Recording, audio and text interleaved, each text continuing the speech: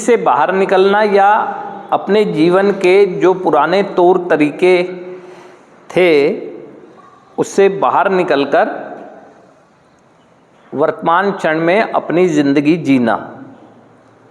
यदि इस विचार को हम वास्तव में जिएंगे ना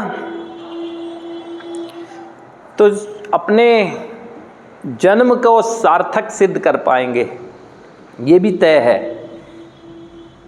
अभी आप ये महसूस करें, ये विचार बिल्कुल आप जितने भी लोग हैं ना, सबकी जो अंदर की भावनाएं हैं ना, जो मस्तिष्क में उसके पश्चात चलने वाले विचार हैं, उसको पूरी तरह से समर्थन करने वाला विचार है। और आने वाली जिंदगी में भी उसका उपयोग कैसे किया जाए, ये भी आपको एक सुझाव दे रहा है। आप ये देखें कि आप फेलोशिप में शुरुआत में यहाँ जब आते हैं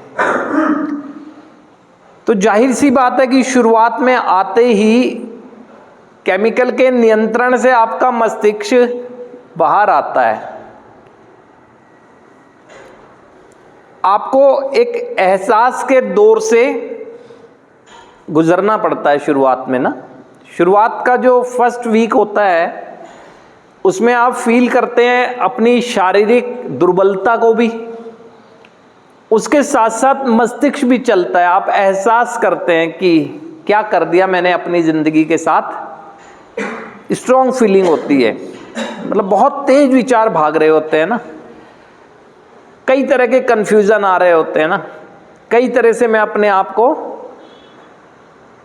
सोच सोचकर उन चीज़ों के बारे में ना एक तरह से कहें एक्टिव रखता हूँ। पूरे दिन मैं बिस्तर पे भी अगर हूँ उलट पलट इधर से उधर इसी चीज़ों में लगा रहता हूँ कि क्या कर दिया ज़िंदगी का, साथ साथ मेरी स्वस्थता और ये प्रक्रिया जो मानसिक रूप से है वो चलती रहती है।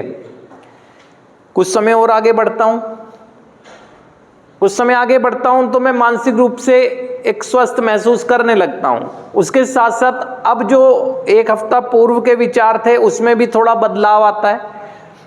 कुछ चीज़ें मुझे पता चलती हैं कि मैं क्यों सफल नहीं हो सका कुछ चीज़ों के बारे में मुझे पता चलता है कि अब मेरे को कैसे बदलनी चाहिए।